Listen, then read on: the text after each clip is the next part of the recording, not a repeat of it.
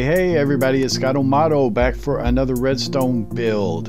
In this one I'm going to show you an anvil replacer or anvil swapper. Okay, and guys, I'm really proud of this circuit. I've worked on it quite a bit, and it's in response to a challenge that I saw on Reddit, and the way that the guy did it, I couldn't understand it. It was really complex. But guys, I think I've simplified it. Yeah, I know that I've simplified it to a great deal, but I've maybe made it as simple as it can possibly be. And this is the contraption here.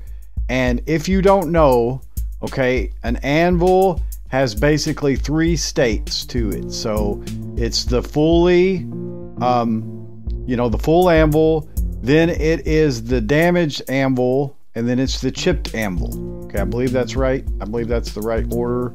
So no, it's chipped anvil, then damaged anvil. Okay, so this is chipped anvil, this is damaged anvil, and then the anvil breaks. Okay, so there's really basically four states to it. All right, so what this machine does is it reads that with a observer. You can read that change in state, okay, in the metadata of the anvil. Now it's hard to demonstrate it in actual practice because obviously you have to do a lot of work with the anvil before it'll change to these states. You can also get it by dropping it and all that. And that's another thing that was a challenge in this design, was getting the right drop height to where you don't damage the anvil. Now we are dropping a single block. It's really two blocks. So I think there's a small chance, very small chance, that it can go into the the chip state. But this is the best I can do as far as really consolidating it down. All right, so first let me demonstrate how it works. Basically, you have these four hoppers here that are acting as a shift register or an incrementer. Okay, so there is a single block, it could be any block in this first hopper. This is the starting state here.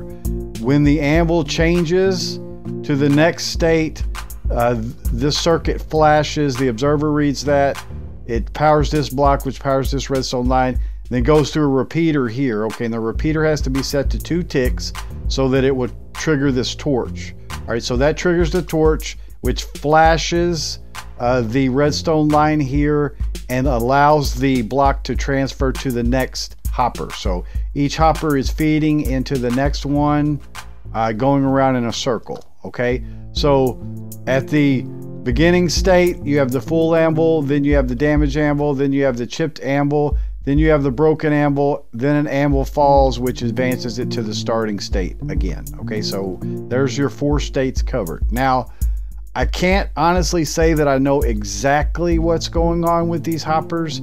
It's one of 2 possibilities. I could put the redstone multimeter application on it if I built it in 1.12.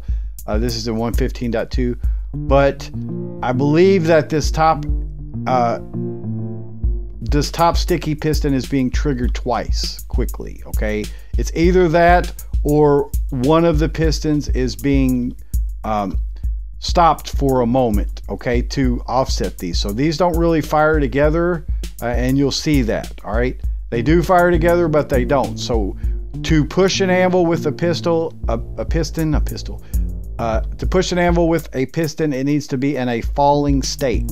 Okay, and so that's really important. So you have your extra anvils stacked here, you have your main anvil sitting on an observer right there. Okay, and then of course when the state is reached for the 3rd state, it triggers this comparator, which triggers this redstone line, which disables this torch, which disables that redstone line, and it flashes. Okay, so I believe that it triggers this twice, I think. Okay, not really honestly totally sure about that. So that's the full setup. I'll show you how it works just by breaking the anvils. Okay, so I could just break and replace them. So when I break the first one, then it will advance to the next one right there. See, so now it went from the first to the second one. So when I place the anvil again, it goes to the 3rd state right there. Okay, now when I break this anvil, it's going to trigger the circuit. All right, so there you go, and an anvil gets pushed forward and pushed down and replaced, so it falls right into place, and then gives you, another anvil. So you could have your buffer of anvils as high as you want here. And again, I think there's a very, very small chance of it going to the next state. If it goes to the next state, that's actually kind of a problem because this is out of sync, okay? And I've tried all kinds of things with honey blocks, water, anything I could think of to try to slow this down. If I have a honey block on here, underneath here, then it will slide against the honey block, but the next set of anvils will hit that honey block, and since it's not a full block, then it will turn into floating entities. So that doesn't work. So this is kind of the closest that I can get, and let me show you again. It works great.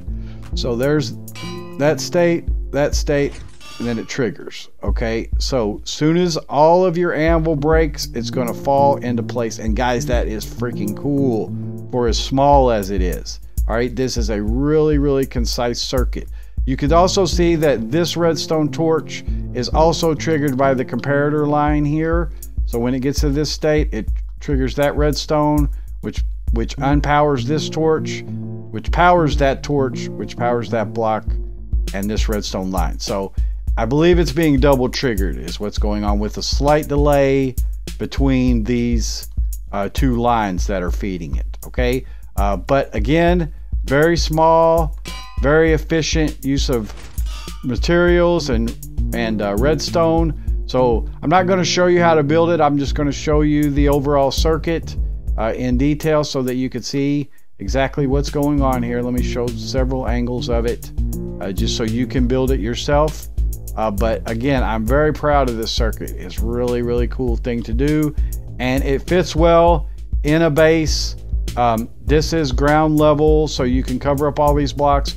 You can cover up behind here, just don't put any kind of sticky pistons or anything like that, or slime blocks or honey blocks or anything behind it that would stick to this stuff. And you can cover it behind the wall, and you just have your space above it, and then you can replace your anvils inside of there and see how many anvils that you have in reserve. Okay, so guys, cool circuit. Had a lot of fun building this one. Really proud of it. Anyway, this is Scott Amato. Thanks so much for watching, guys. Please leave a like, leave a comment. Let me know if you can improve it. I've worked on it quite a bit, and maybe there's room for improvement. Or if you know exactly what this piston's doing from your tests, again, I may go back and build it in 112 and put the Redstone multimeter app on it, and that will tell me the firing times and stuff like that, so I can see exactly what's going on. Anyways, it's Scott Amato. Thanks so much for watching, guys. I'll see you in the next one. Have a great day. Bye-bye.